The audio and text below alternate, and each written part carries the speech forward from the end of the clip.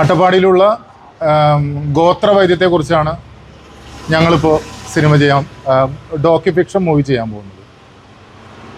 മരുന്നിൻ്റെ അല്ലെങ്കിൽ അത്ഭുത സിദ്ധിയുള്ള മരുന്നിൻ്റെ ഉള്ളറകൾ തേടിയിട്ടുള്ള ഒരു യാത്രയാണ് ശരിക്കും ഈ സിനിമ. ആദ്യ മരുന്ന് അത് ഗോത്രഭാഷയിൽ പറയുന്നതാണ്. നമുക്ക് ആദ്യമായിട്ടുണ്ടായ മരുന്നും അല്ലെങ്കിൽ ഈ ഒരു പൈതൃകല അല്ലെങ്കിൽ ഇത് നമുക്കുണ്ട്, പക്ഷെ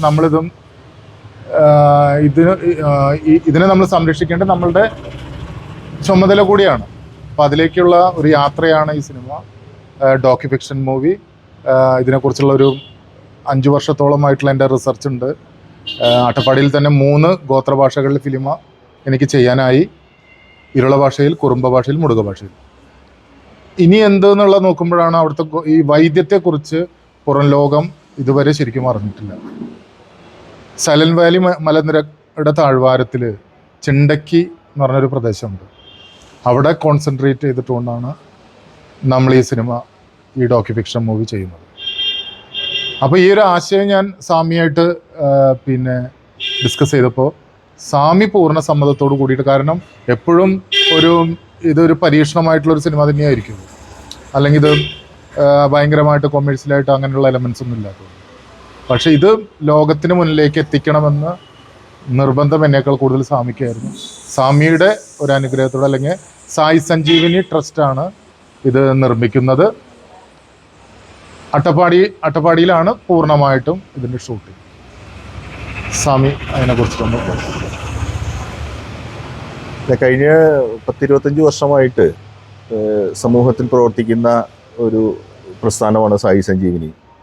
അപ്പോൾ ഇത്തരം ഗോത്ര വൈദ്യത്തിൻ്റെ അറിവുകളും അവരുടെ ആ പാരമ്പര്യവുമൊക്കെ സമൂഹത്തിൻ്റെ ശ്രദ്ധയിലേക്ക് കൊണ്ടുവരിക, ലോക ശ്രദ്ധയിലേക്ക് കൊണ്ടുവരിക എന്നുള്ളത് നമ്മുടെ ഒരു ധർമ്മത്തിൻ്റെ ഭാഗമായിട്ടാണ് നമ്മൾ കണക്കാക്കുന്നത്.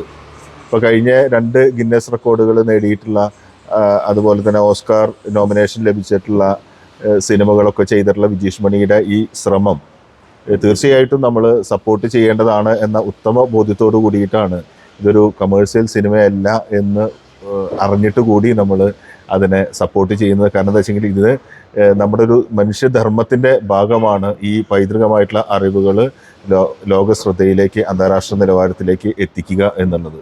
അതുകൊണ്ട് തന്നെയാണ് സായി സഞ്ജീവനി ഇതിനെ പൂർണ്ണമായിട്ടും സപ്പോർട്ട് ചെയ്യുന്നത്.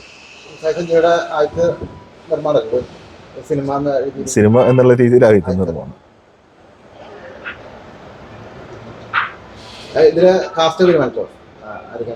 അല്ല, കാസ്റ്റ് ഒന്നുമില്ല. ഇതൊരു അവിടെയുള്ള ആളുകൾ തന്നെയാണ് ഇതിൽ അഭിനയിക്കുന്നത്. കൂടുതലും അവിടുത്തെ ഭാഷയും അവിടുത്തെ മുടുകരാണ് കൂടുതൽ നിൽക്കുന്നത്. മുടുക ഭാഷയിലുള്ള അല്ലെങ്കിൽ കലാകാരന്മാർ, ഗോത്ര കലാകാരന്മാർ തന്നെയാണ് ഇതിൽ അഭിനയിക്കുന്നു പറയാൻ പറ്റില്ല. അവരവരുടെ ജീവിതം നമുക്ക് കാണിച്ചു തരികയാണ്. വൈദ്യന്മാരാണെങ്കിലും മരുന്ന് ശേഖരിക്കാൻ പോകുന്നതും. ഈ ഇടയിൽ എനിക്കൊരു അവാർഡ് കിട്ടിയിട്ട് ഇപ്പോൾ എൻ്റെ UGCയിൽ കഴിഞ്ഞ 3 സിനിമകൾ പഠന വിഷയമായിട്ടുണ്ടായിരുന്നു. വൈസ് ചാൻസലറുടെ നേതൃത്വത്തിൽ 3 പേര്. അപ്പോൾ അവരായിട്ട് ഇങ്ങനെ ഡിസ്കസ് ചെയ്യുമ്പോഴും അവർ സംസാരിച്ച കുറേ കാര്യങ്ങളുണ്ടായിരുന്നു. കാരണം ലിപിയില്ലാത്ത ഭാഷകളിൽ നമ്മളൊരു സിനിമ എടുക്കുന്നു, അല്ലെങ്കിൽ അവരുടെ സംസ്കാരം നമ്മൾ ചെയ്തു വെക്കുന്നു. ഇത് ശരിക്കും ഒരു ഡോക്യുമെൻ്റാണ്.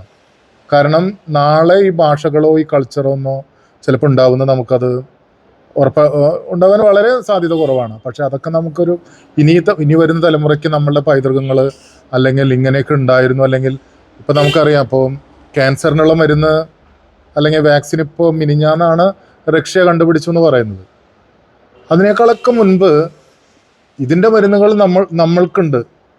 ഇതിൻ്റെ ഈ അട്ടപ്പാടി ശരിക്കും ഇപ്പോൾ പറഞ്ഞല്ലോ, ഇപ്പോൾ കുറച്ച് മുൻപ് പറഞ്ഞ പോലെ അട്ടപ്പാടി മലനിരക്കുകളിൽ ഇതെല്ലാം ഉണ്ട്.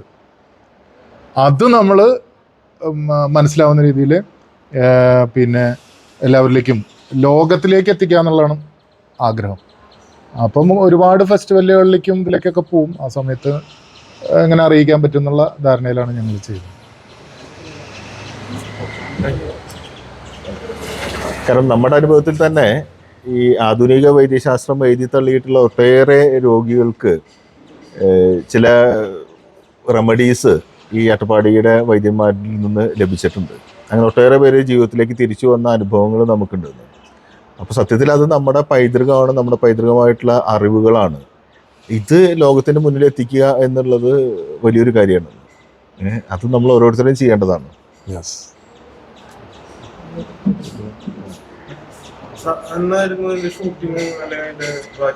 ഷൂട്ടിംഗ് ഇപ്പം ഓൾറെഡി കുറച്ച് റഷസ് ഇങ്ങനെ കുറേ മരുന്ന് ശേഖരിക്കുന്ന കുറേ കാര്യങ്ങളൊക്കെ ഞാനിങ്ങനെ ചെയ്തു വെക്കാറുണ്ട്. ഷൂട്ടിംഗ് എന്ന് പറയുന്ന പോലെ നമ്മൾ സിനിമ സെറ്റപ്പിൽ ലൈറ്റും യൂണിറ്റും അങ്ങനെയൊക്കെ ആയിട്ടുള്ള കാര്യങ്ങൾ ഇപ്പോൾ 26-ാം തീയതി മുതൽ ക്രിസ്മസ് അതിൻ്റെ പിറ്റേ ദിവസം ബാക്കി കുറേ കാര്യങ്ങൾ ഞാൻ എടുത്തു വെച്ചിട്ടുണ്ട്.